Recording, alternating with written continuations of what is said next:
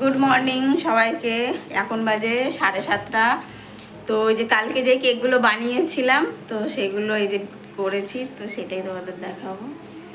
রাতের মধ্যেই দুটো খাওয়া হয়ে গেছে আমার মেয়ের। আর একটা হলো তোমার ক্যান্ডেল কেক বানিয়েছি।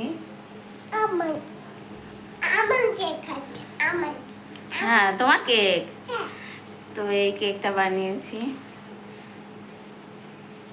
সাদা তো মানে অতটা বোঝা যাচ্ছে না, না একদম ছোট্ট একটা কেক বানিয়েছি। এই যে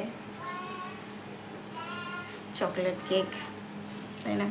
চকলেট কেকটা আমার ভালো লাগে বেশি একটু।